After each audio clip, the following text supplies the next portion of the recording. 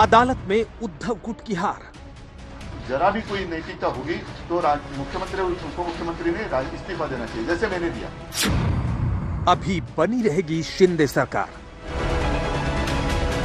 सत्य का विजय हुआ है। राज्यपाल स्पीकर पर सवाल।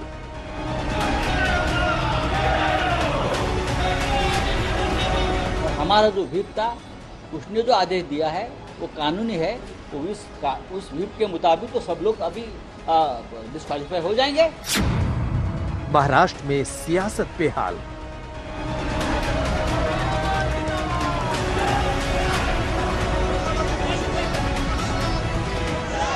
तो पेशेंट तो मर गया है, अब तुम कितना भी ऑपरेशन करते रहोगे उसके ऊपर, तो उसमें क्या फायदा है।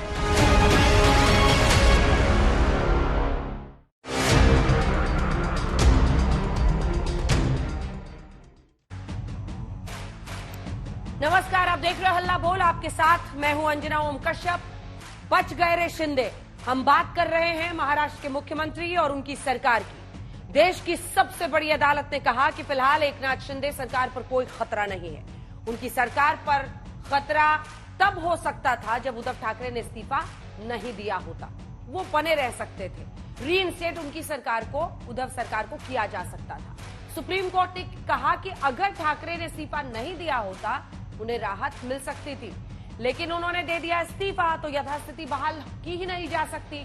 महाराष्ट्र के सियासी पचड़े पर फैसला सुनाते हुए सुप्रीम कोर्ट ने राज्यपाल, स्पीकर दोनों की ही भूमिका पर गंभीर सवाल भी खड़े किए। आप फिर एक तरफ देख रहे हैं कि सुप्रीम कोर्ट ने केस से जुड़े 3 किरदारों के लिए क्या फैसला सुनाया, क्या टिप्पणी की। उद्धव ठाकरे के बारे में सुप्रीम कोर्ट ने कहा कि अगर वो इस्तीफा नहीं देते तो उन्हें राहत मिलती।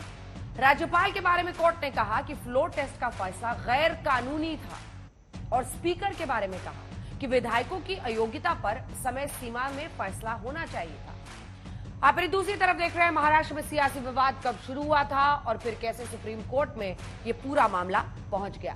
आज हम इसी से जुड़े तमाम सवालों पर हल्ला बोल करेंगे। सुधांशु त्रिवेदी सांसद भारतीय जनता पार्टी के और प्रियंका चतुर्वेदी सांसद उद्धव गुट शिवसेना के हमारे साथ होंगी।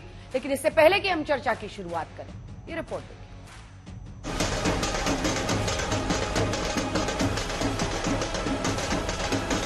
शिंदे खेमे के लिए आज दिवाली है। कार्यकर्ता जश्न मना रहे हैं और पार्टी के नेता उद्धव ठाकरे को आईना दिखा रहे हैं। इस देश में अब प्रजातंत्र, उसकी रक्षा करना हमारा काम है।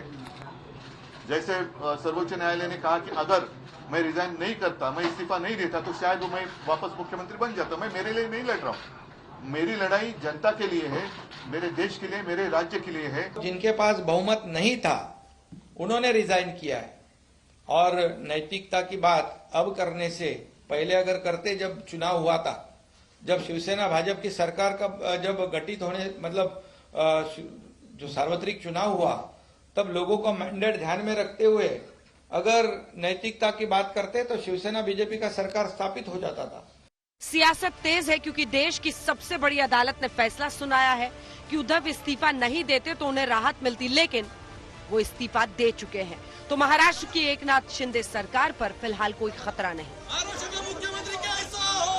चलिए सबसे पहले देखते हैं कि सुप्रीम कोर्ट ने मामले से जुड़े किरदारों के लिए क्या टिप्पणी की है।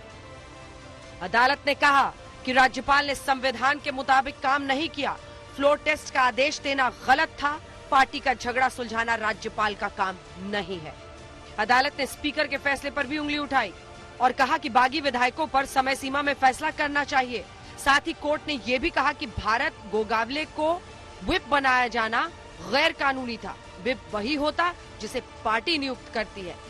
लेकिन एकनाथ शिंदे सरकार को सुप्रीम कोर्ट ने बड़ी राहत दी जब अदालत ने ये कहा कि उद्धव ठाकरे ने खुद ही इस्तीफा दिया है, तो उन्हें वापस उनकी सरकार को बहाल नहीं किया जा सकता।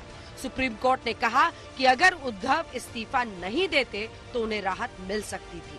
अब इस्तीफे को रद्द नहीं किया जा सकता, यथास्थिति बहाल नहीं की जा सकती। महाराष्ट्र के विषय में जितने भी मूल मुद्दे हैं कानून के, वो हमारे पक्ष में हुए हैं। राज्यपाल का निर्णय गलत है। उन्होंने ऐसे तथ्यों को देखा जो नहीं थे वहां पर, जो वो नहीं देख सकते थे। राज्यपाल का निर्णय को गलत करार किया गया। एकनाथ शिंदे ने अपनी मेजॉरिटी प्रूव की है, तो इसलिए सुप्रीम कोर्ट के डिसीजन के मुताबिक एकनाथ शिंदे गवर्नमेंट आज तो सेफ है और ये मैटर अभी डिस्पोज ऑफ किया गया है। तो अभी गवर्नर और स्पीकर पे तो कड़े शब्द इस्तेमाल किए गए हैं, लेकिन उद्धव ठाकरे जी के इस्तीफे की वजह से ये पूरी केस उनकी ओर से पूरी तहस नहस हो गई और अभी एकनाथ शिंदे ही सीएम रहेंगे। सुप्रीम कोर्ट के फैसले के बाद उद्धव ठाकरे ने महाराष्ट्र की सत्ता पर काबिज गठबंधन को नैतिकता की दुहाई दी। कहा मुख्यमंत्री और उप मुख्यमंत्री दोनों को इस्तीफा देना चाहिए। गद्दार लोग मेरे ऊपर अविश्वास लाए और उसका मैं सामना करूं, कैसे हो सकता है? ये तो गद्दार लोग हैं। आज तो कोर्ट ने कहा, और मतलब कोर्ट ने गद्दार नहीं कहा, लेकिन ये सारी बातें हैं। आज तो मतलब महाराष्ट्र में अब सरकार ही नहीं है। नैतिकता तो अभी जैसे मैंने नैतिकता का पालन किया, तो अगर इस मुख्यमंत्री में जरा भी कोई नैतिकता होगी तो मुख्यमंत्री और उप मुख्यमंत्री ने इस्तीफा देना चाहिए, जैसे मैंने दिया। नैतिकता की बात करना उद्धव ठाकरे जी को शोभा नहीं देता, क्योंकि मैं उनको सवाल पूछना चाहता हूं कि बीजेपी के साथ चुनकर आए और मुख्यमंत्री की कुर्सी के लिए कांग्रेस एनसीपी के साथ आप गए, उस समय इस नैतिकता को कौन से डिब्बे में आपने बंद किया था, इसका जवाब आप दीजिए। मूल रूप से उद्धव जी, आपने नैतिकता के आधार पर इस्तीफा नहीं दिया था, आपने डर के कारण इस्तीफा दिया था। सुप्रीम कोर्ट का फैसला उद्धव गुट के लिए कानूनी झटका है। शायद यही वजह है कि लड़ाई को नैतिकता वाली जंग में तब्दील करने की कोशिश हो रही है। सुप्रीम कोर्ट ने कहा है जो सरकार बनती है कोई अपराध है, कोई गैर कानूनी है, वो बेकायदेशीर है, तो सरकार बची क्या है? अगर थोड़ी भी नैतिकता होगी तो शिंदे फडणवीस इस्तीफा दे देंगे। संजय राउत पागल हुए हैं तो उनके बारे में बोलना उचित नहीं है। पागल आदमी है, उसको पागल जैसा बोलने दो, उनके बारे में टिप्पणी करना उचित नहीं है। शिंदे खेमे में खुशी की लहर दौड़ रही है। मुख्यमंत्री एकनाथ शिंदे गदगद है। दूसरी ओर उद्धव गुट को अभी भी भरोसा है कि उन्हें जीत मिलेगी। अध्यक्ष को ये बताया गया है कि व्हिप कौन सा वैलिड करना चाहिए। अध्यक्ष ने जो व्हिप पॉलिटिकल पार्टी ने अपॉइंट किया था, जो सुनील प्रभु थे, वो पॉलिटिकल पार्टी के अध्यक्ष उद्धव ठाकरे साहब थे जिन्होंने इस व्हिप को अपॉइंट किया था, तो व्हिप हमारा हो गया है। सर्वोच्च न्यायालय ने कह दिया है कि शिंदे जी की सरकार बनी रहेगी, उसमें क्या है? खतरा किस बात का है? अगर उनको सस्पेंड करते थे तो आज ही सरकार गिर जाती थी, लेकिन सर्वोच्च न्यायालय ने ऐसे कहीं कहा नहीं है और मुझे लगता है जो फैसला है वो अध्यक्ष को ऊपर सौंप दिया है, अभी अध्यक्ष निर्णय लेंगे। उद्धव गुट की उम्मीदें अपनी जगह है, एकनाथ शिंदे गुट का जश्न अपनी जगह, लेकिन सुप्रीम कोर्ट के फैसले से महाराष्ट्र सरकार के बने रहने को लेकर उठ रहे सवाल फिलहाल खत्म हो गए हैं। आज तक ब्यूरो। सुधांशु त्रिवेदी जी, राष्ट्रीय प्रवक्ता, सांसद बीजेपी के हमारे साथ जुड़ गए हैं, और प्रियंका चतुर्वेदी हमारे साथ सांसद उद्धव ठाकरे गुट की इस वक्त जुड़ गई हैं। प्रियंका जी, आपके साथ शुरुआत करना चाहती हूं। राजनीति में इसीलिए कहा जाता है कि कई बार दिल से नहीं, भावनाओं से नहीं, दिमाग से फैसला लेना चाहिए। क्या जो लोग आसपास थे या खुद उद्धव ठाकरे साहब का वो फैसला आज रिट्रोस्पेक्ट में अगर आप सोचे तो आपको लगता है कि अगर टिके रहते तो आपकी सरकार भी टिकी रहती? सरकार आपके हाथ से चली गई। आज कोर्ट ने ये कहा, चीफ जस्टिस ने ये कहा कि हम यथास्थिति इसलिए नहीं बहाल कर सकते क्योंकि उन्होंने खुद रिजाइन किया। देखिए, सरकारें बनती हैं, गिरती हैं, पर सरकारें कॉन्स्टिट्यूशनल माध्यम से, इलीगल माध्यम से, अनकॉन्स्टिट्यूशनल तरीकों से अगर बनती है तो उसको उजागर करना जरूरी है, जो आज सुप्रीम कोर्ट के जजमेंट ने किया है। आप ये समझिए कि एक कहानी होती थी जो हमने अपनी टेक्स्ट बुक्स में पढ़ी थी, एम्परर्स न्यू क्लोथ्स। एम्परर कोई कपड़े नहीं पहने होते थे, पर प्रजा को हिम्मत नहीं थी कि एम्परर को बता दें कि उन्होंने कोई कपड़े नहीं पहने। आज सुप्रीम कोर्ट ने, वो छोटा बच्चा आकर कहता है कि हमारा एम्परर ने कोई कपड़े नहीं पहने, आज सुप्रीम कोर्ट ने वो काम किया है। सुप्रीम कोर्ट ने कहा, पहले तो इनका जो लेजिस्लेटिव पार्टी के मुखिया बन गए एकनाथ शिंदे, वो इलीगल है। दूसरा, उन्होंने कहा जो चीफ विप उन्होंने अपॉइंट किया वो इलीगल है। तीसरा, उन्होंने कहा ये सरकार का जो गवर्नर का फैसला था फ्लो टेस्ट का, वो अनकॉन्स्टिट्यूशनल है। उसके बाद जब वेकेशन बेंच पे हम गए थे स्टे लाने को, ये फ्लो टेस्ट को लेकर वेकेशन बेंच था, वेकेशन बेंच ने ये स्टे देने को मना किया था। तो नैतिकता के आधार पर, just not to be part of the unconstitutionality, अगर इलीगल विप है, इलीगल लेजिस्लेटिव पार्टी बन गई है, not to be a part of that, उन्होंने स्टेप डाउन किया। उसके बाद आप इलीगैलिटी देखिए ना क्या क्या हुई है। एक सरकार बनती है, ठीक है, गवर्नर ने काम किया कि जब सरकार गिरी है दूसरे को मौका दें, पर सरकार किसकी बनती है? स्पीकर कौन जिता कर लाता है? वो इलीगल विप जारी करता है कि स्पीकर बनेंगे राहुल नार्वेकर, तो वो पूरा वोटिंग ही इलीगल होगा, अनकॉन्स्टिट्यूशनल होगा। फिर हम कहते हैं कि सीएम का ट्रस्ट ओवरटर्न नहीं किया है, ट्रस्ट वोट कैसे होता है? एक minute, allow me to complete. अब आपके सारे कपड़े उतर गए और फिर भी कहें ओवरटर्न नहीं हुआ, आपके सारे क्रोनोलॉजी कह दिया इलीगल और अनकॉन्स्टिट्यूशनल है, तो ये तो बस लिप सर्विस पे करना था। इलीगल और अनकॉन्स्टिट्यूशनल सरकार चल रही है। उन्होंने देश के सामने उजागर कर दिया है कि जो महाराष्ट्र में हुआ इलीगल हुआ, अनकॉन्स्टिट्यूशनल हुआ, जो सरकार चल रही है इलीगल एंड अनकॉन्स्टिट्यूशनल है, without saying it in as many words. मैं आपको कह सकती हूं, इसके बाद हमारे सबसे पहले तो हमारे जो विप हैं इनका डिस्क्वालिफिकेशन का निर्णय लेंगे, क्योंकि उन्होंने ये भी कहा है टाइम बाउंड मैनर में स्पीकर को ये निर्णय लेना पड़ेगा। तो हमारे जो विप हैं, जो भी हमारे विप के खिलाफ अब काम करेगा, उसका डिस्क्वालिफिकेशन करने की जिम्मेदारी स्पीकर की होगी, otherwise we will challenge that in the court too. तो ये बहुत सिंपल चीज है। इनका मुंह दिखाया है, एक थप्पड़ पड़ा है इन लोगों को और दिखाया है कि इमोरलिटी, अनकॉन्स्टिट्यूशनलिटी, इलीगैलिटी से सरकार बना तो सकते हैं, चला नहीं सकते। सुधांशु जी जवाब दीजिए। वो कह रही हैं कि शिंदे जी और फडणवीस जी की मौजूदा सरकार तो बच गई है, लेकिन नैतिकता की धुरी पर आज कोर्ट ने आपको कहां का खड़ा कर दिया? राज्यपाल से लेकर स्पीकर सबने संविधान के खिलाफ काम किया, ये हम कहा उसका पूरा मैं प्रियंका जी से विनम्रता से कहता हूं, क्या उद्धव ठाकरे जी का इस्तीफा देना संविधान के विरुद्ध था? ये इलीगल था या अनकॉन्स्टिट्यूशनल था? वास्तविकता ये था कि उन्होंने कुछ सोच समझकर, जैसे आपने अंजना जी कहा कि कभी कभी भावना में नहीं दिमाग से काम लेना चाहिए, दिमाग से लिया गया निर्णय था, क्योंकि उन्हें पता था कि यहां पर बहुमत में वो कहीं नहीं है, इसलिए आज नैतिकता की बात वो कर रहे हैं जो मैदान छोड़ के चले गए। मतलब कहावत है ना, गिरते हैं शहसवार ही मैदान जंग में, वो क्या गिरेंगे जो घुटनों के बल चढ़े, वो स्थिति। अब दूसरा मैं टेक्निकलिटी बताता हूं, जो प्रियंका जी ने कहा कि पॉलिटिकल पार्टी तय करती है कि विप कौन होगा।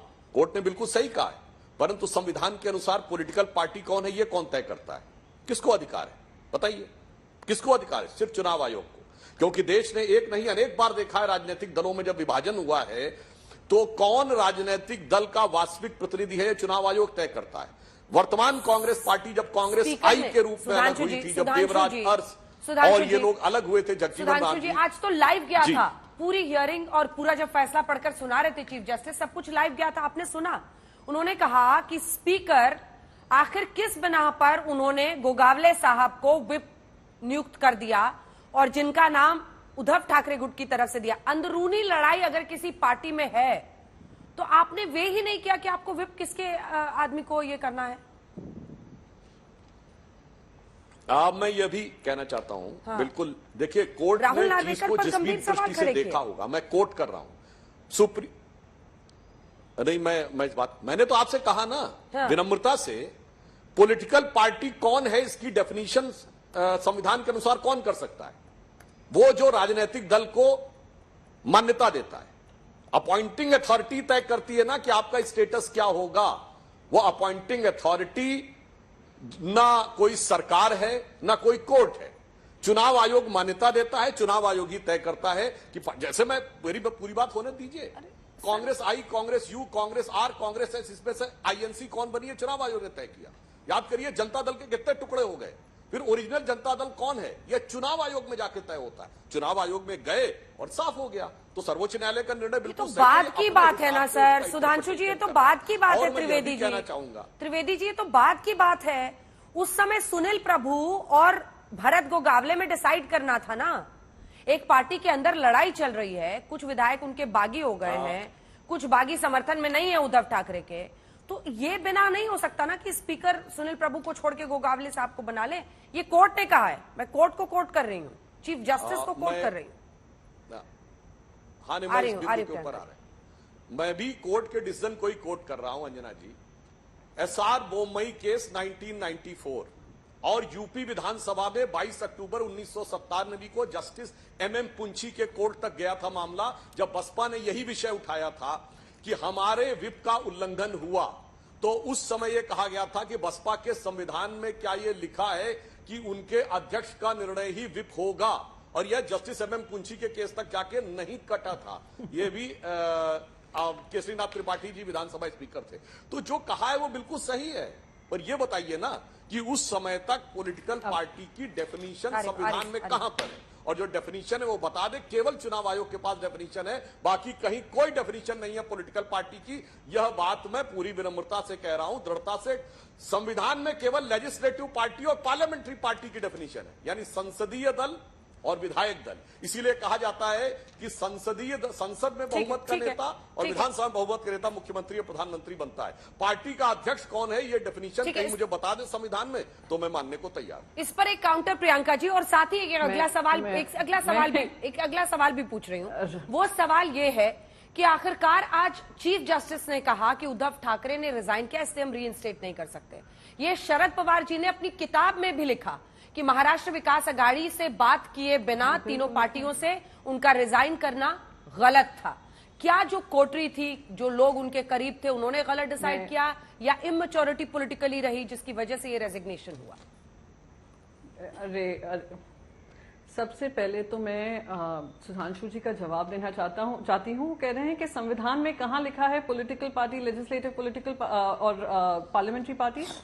सर आप जरा 10th शेड्यूल पढ़ लें कॉन्स्टिट्यूशन का।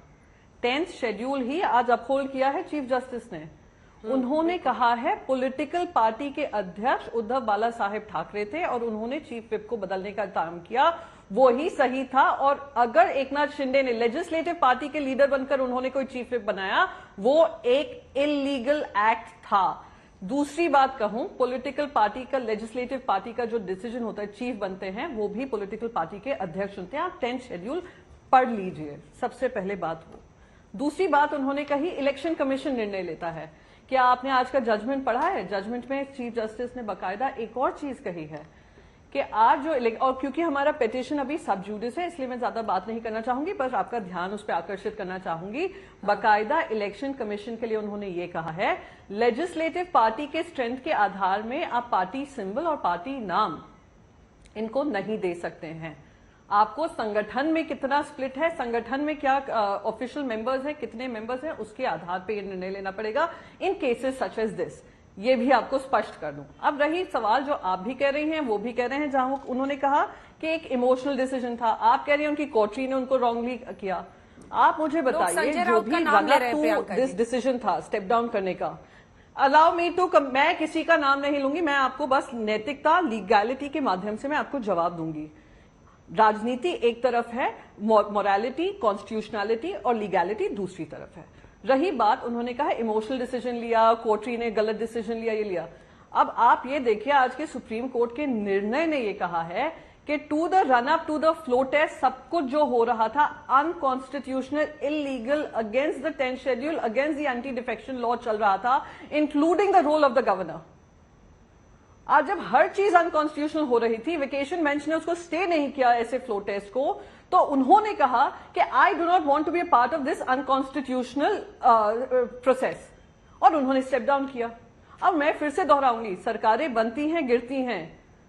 सरकार के लिए हम लड़ाई नहीं लड़ रहे थे, जो इलीगैलिटी, इमोरालिटी और अनकॉन्स्टिट्यूशनलिटी हो रही थी उसकी लड़ाई लड़ रहे थे, और आज हमने जीती है। आज ये सबके सामने उजागर हुए हैं और देश ने देखा है कि इनका जो पूरा चीर फाड़ किया गया है आज सुप्रीम कोर्ट ने, जो जिस तरीके से भारतीय जनता पार्टी ने अनैतिक तरीके से ये सरकार बनाई है, वो देश के सामने है। अब every single day of the एक सेकेंड, उन्होंने काफी समय ले लिया था, मैं बस लास्ट चीज कहूंगी। एवरी सिंगल डे जो डिसीजन लिया जाता है, राइट फ्रॉम स्पीकर का election to the trust vote to the budget that was passed, सब कुछ इलीगल है। और कोई भी निर्णय अब सरकार को लेना नहीं चाहिए और गवर्नर को अलाउ नहीं करना देना चाहिए जब तक ये क्लैरिटी नहीं आए कि ये 16 लोग डिस्क्वालीफाई होते हैं कि नहीं, और चीफ विप जो इलीगल विप था उसके निर्णय को वापस लेते हैं या नहीं। हालांकि कोर्ट की तरफ से ऐसा कुछ नहीं कहा गया है, लेकिन आप ये मान रही हैं कि सरकार को आप फिर से इस मामले को कोर्ट ले जाएंगी, ठीक है। लेकिन मेरे प्रश्न का उत्तर नहीं मिला, इसीलिए मैं प्रियंका जी आपको बीच में टोक रही थी। शरद पवार ने ऐसा क्यों लिखा?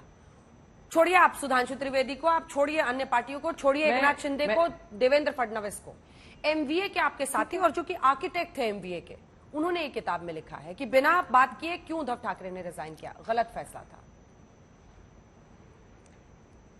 नहीं, अगर वो उनकी ओपिनियन है, हम यहाँ पे अलायंस जो बना था और जो भारतीय जनता पार्टी के भी अलायंसेस हैं वो ऐसे नहीं है कि शादी में भी पति और पत्नी में मतभेद होते हैं।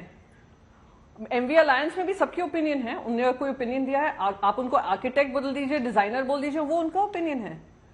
बट उद्धव जी ने बहुत क्लियरली कहा है he did not want to be a part of an unconstitutional decision making, जहां फ्लोर टेस्ट को ही अनकॉन्स्टिट्यूशनल और इनवैलिड आज सुप्रीम कोर्ट के जजमेंट ने किया है। मैं तो कहती हूं यही एक लीगल टेनेबल राइट डिसीजन हुआ कि उन्होंने स्टेप डाउन, एक सरकार बचाने के लिए और एक सरकार में बने रहने के लिए, मुख्यमंत्री बने रहने के लिए वो अनकॉन्स्टिट्यूशनलिटी का हिस्सा नहीं होना चाह रहे थे और नहीं हुए। नैतिकता पर पर जवाब दीजिए, सबको उजागर कर गए हैं और अब स्पीकर की जिम्मेदारी होगी। ठीक है, नैतिकता पर आप सुधांशु जी जवाब दीजिए उनको। वो कह रही है कि वो, और ये उद्धव साहब ने खुद कहा, वो कह रहे हैं कि मैं गद्दारों के साथ सरकार नहीं चलाना चाहता था। जवाब दीजिए। नैतिकता पे मैं 2 पॉइंट बोलता हूं। जब हमारा इनका मिलकर चुनाव लड़ा 2019 में, एक भी व्यक्ति बताएं इनका नेता जिसने मोदी जी की फोटो लगाकर न मांगा हो वोट, इंक्लूडिंग आदित्य ठाकरे जी। उसके बाद चुनाव खत्म होते ही तुरंत बदल जाना, यह नैतिकता थी। किसके लिए? सत्ता के लिए, चीफ मिनिस्टर बनने के लिए। यदि चीफ मिनिस्टर का कोई विषय था तो क्या चुनाव की प्रक्रिया के दौरान, चुनाव प्रचार के दौरान, चलिए छोड़िए, रैली में नहीं, भाजपा के साथ रैली में नहीं, शिवसेना की रैलियों में कभी यह बात हुई कि उद्धव जी मुख्यमंत्री बनेंगे? यह नहीं हुआ। उसके बाद अचानक बदलना, वह नैतिकता थी, कोई बात नहीं। अरे पूज्य बाला साहब ठाकरे जी, जिन्होंने क्या क्या नहीं बोला है कांग्रेस के लिए, सब अवेलेबल है आजकल डिजिटल में, उनके विचारों का परित्याग करके कांग्रेस के साथ जाना नैतिकता थी। और तो और मुझे याद है अंजना जी, नैतिकता पर एक और बात बता दूं, जब पहली सरकार बनी 1995 में शिवसेना भाजपा गठबंधन की, मनोहर जोशी जी शिवसेना के मुख्यमंत्री थे, उनसे पत्रकार वार्ता में पूछा गया कि सुना है कि आप बाला साहब ठाकरे जी के रिमोट से चलते हैं? तो मनोहर जोशी जी ने कहा हां, मैं बाला साहब ठाकरे जी के रिमोट से चलता हूं। और बाला साहब ठाकरे जी का वीडियो अवेलेबल है जिसमें राज ठाकरे जी और उद्धव ठाकरे जी दोनों बैठे हैं। उन्होंने कहा मैं चाहूं तो इन दोनों में से किसी को मंत्री बना सकता हूं, पर ठाकरे परिवार का कोई व्यक्ति नहीं जाएगा। कहां से कहां नैतिकता में आ गए, छोड़िए। अब नैतिकता के साथ मैं पॉलिटिक्स की भी बात करता हूं। अंजना जी, हमारे साथ ऐसे कई अवसर आए। 1997 अक्टूबर कल्याण सिंह जी की सरकार, फिर फरवरी 98 कल्याण सिंह जी की सरकार, 2005 झारखंड में अर्जुन मुंडा की सरकार। हमने कभी इस्तीफा नहीं दिया। हमने जाके राष्ट्रपति भवन के बाहर 22-23 अक्टूबर की रात को आए, 23 अक्टूबर की सुबह राष्ट्रपति भवन के बाहर परेड करा दी। 243 विधायकों की उत्तर प्रदेश विधानसभा में हमारी सरकार को गवर्नर ने डिसमिस कर दिया था। इसके बावजूद हमने परेड करा दी और उसके बाद सरकार दबाव में आ गई, चूंकि वो सारी गिनती दिखाई पड़ रही थी कि इतने विधायक हैं। और उसके बाद राष्ट्रपति, उस समय आर.के. नारायण जी थे, उन्होंने सरकार की विधानसभा भंग करने की सिफारिश वापस लौटा दी और गुजरात सरकार को वापस लेना पड़ा। उसी प्रकार सिप्ते रजी जी जब राज्यपाल थे, अर्जुन मुंडा को उन्होंने बहुमत नहीं माना, हम कोर्ट भी गए, राष्ट्रपति भवन में हमने परेड भी कराई। मैं विनम्रता से पूछना चाहता हूं, राष्ट्रपति भवन छोड़िए, मुंबई में ही परेड करा के काउंट करवा देते मीडिया के सामने। ये तो हुआ नैतिकता का बात। अब मैं टेक्निकलिटी की बात करता हूं। जो प्रियंका जी ने बात कही तो लॉटरी इसलिए लगी क्योंकि उद्धव साहब ने रिजाइन कर दिया, होना चाहिए। सुधांशु जी, सच्चाई तो यह है कि आपकी लॉटरी इसलिए लगी है क्योंकि उद्धव साहब ने रिजाइन किया। अरे भाई अंजना जी, आप क्या बात कर रही हैं? अगर बहुमत होता तो रिजाइन करते कभी? आपको इतने भोले नजर आते हैं कि बहुमत होते हुए रिजाइन कर दिया। उन्होंने सोच समझ के रिजाइन किया। उन्हें पता था कि उसके साथ नैतिकता के आवरण का आधार भी समाप्त हो जाएगा, इसलिए रिजाइन किया। हमने बोला तो, हमने 4 उदाहरण दिए अपनी पार्टियों के। हमने रिजाइन नहीं किया, हमने परेड करा दी विधायकों की। जब राजभवन ने परेड नहीं मानी, हमने राष्ट्रपति भवन के बाहर परेड कराई। डेट के साथ बोल रहा हूं, 23 अक्टूबर 1997 आर.के. नारायण जी ने वापस कर दिया सेंट्रल गवर्नमेंट का डिसोल्यूशन ऑफ असेंबली का वो। अब मैं एक और बात कहता हूं, टेक्निकल बात। प्रियंका जी ने बड़ी अच्छी बात कही, पॉलिटिकल पार्टी डिवाइड होनी चाहिए, केवल लेजिस्लेचर पार्टी से नहीं। तो ये बता दें कि चुनाव आयोग में इन्होंने अपने पदाधिकारियों, अपनी कार्य समिति और अपनी जनरल बॉडी के कितने लोगों की सूची दे रखी थी उससे पहले बता दें, तो फिर चुनाव आयोग निर्णय कर सकता है कि इनमें से कितने लोग डिवाइड हुए। अगर दे रखी हो तो बता दें। ठीक है, देते ही नहीं है। ठीक है। 2 सवाल है प्रियंका जी, 2 सवाल सबको लेजिटिमेसी मिल जाती है। प्रियंका जी, 2 सवाल। एक तो वो कह रहे हैं कि आपने प्रधानमंत्री नरेंद्र मोदी की तस्वीर जवाब देने को तैयार हूं। अगर हाँ, बस एक बार अपने दर्शकों के लिए रिकैप कर दूं दोनों क्वेश्चंस। मोदी की तस्वीर पीछे लगाकर मैंने ध्यान से सुन लिया, मैंने ध्यान से सुन लिया अंजना जी, रिपीट करने से कोई फायदा नहीं है। नहीं, हमारे दर्शक उन्होंने कहा आदित्य ठाकरे जी ने भी मोदी जी की तस्वीर लगाकर वोट जीता है। नहीं, आई थिंक वो लोग सुन रहे, पूरा डिबेट देख रहे होंगे, सिर्फ आप ही के सवाल नहीं सुन रहे होंगे या रिकैप नहीं सुन रहे होंगे। मुझे पूरी उम्मीद है कि वो काफी तथ्यों के साथ वो भी बोलते हैं, तथ्यों के साथ मैं भी बोल रही हूँ, वो सुन रहे होंगे ध्यान से।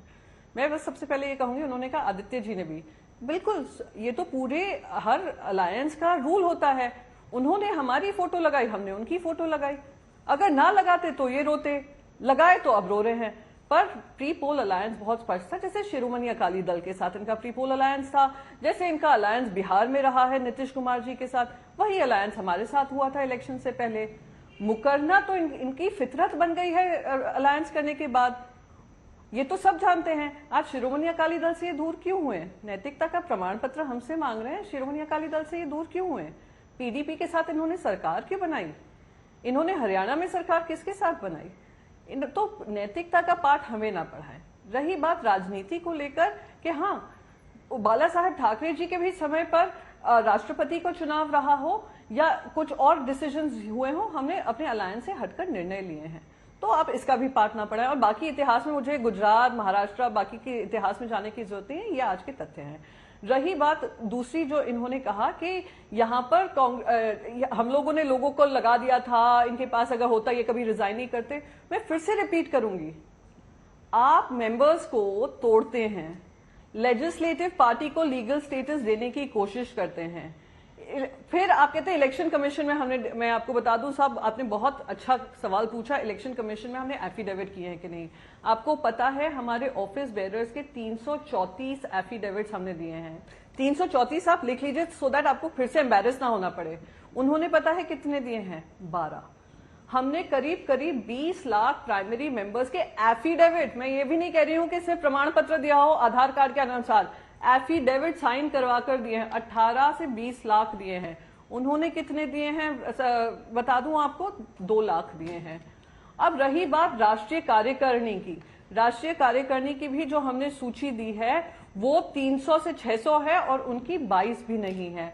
तो अगर इलेक्शन कमीशन को सुप्रीम कोर्ट ने यही कहा है कि आप सिर्फ लेजिस्लेटिव असेंबली स्ट्रेंथ मत देखिए, आप ये ध्यान रखिए कि आपकी जिम्मेदारी बनती है बाकी सारे स्ट्रेंथ देखिए, क्योंकि आप शायद महाराष्ट्र पे ध्यान नहीं देते हैं, आपको ज्यादा पता नहीं होगा रोज रोज क्या हो रहा था यहाँ पर, तो मैं आपको अवगत करा दूं कि ये हकीकत है, ये सच्चाई है।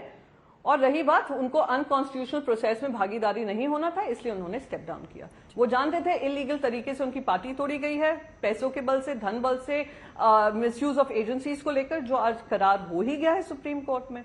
गवर्नर के मिसयूज से, गवर्नर पर भी किसी तरीके का कार्रवाई होनी चाहिए, पनिशमेंट होना चाहिए कि इस तरीके से अपना मिसयूज करते हैं अथॉरिटी को और सरकारें बनाते बिगाड़ते हैं। गवर्नर हाउस को आपने ट्रेडिंग हाउस बना दिया है, इस पे भी कार्रवाई होनी चाहिए। भगत सिंह कोश्यारी जी शुड फेस कोर्ट।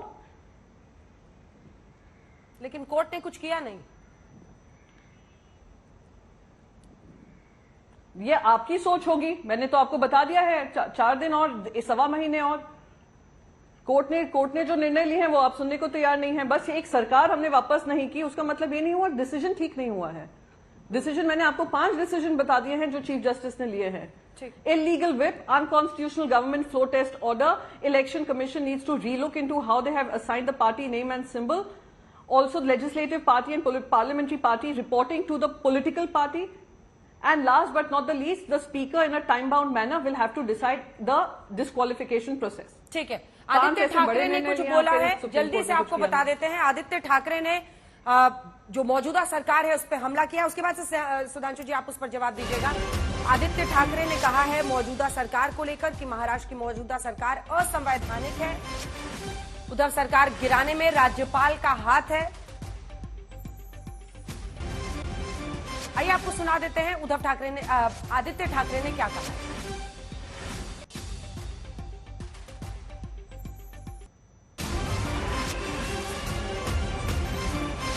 आज की ऑर्डर देखें तो जो मैं कहते आया हूं कि ये सरकार अनैतिक है, गद्दारों की सरकार है और ये घटना बाह्य सरकार है। ये सरकार आज प्रूव हुई है कि ये गद्दारों की सरकार है और अनैतिक है।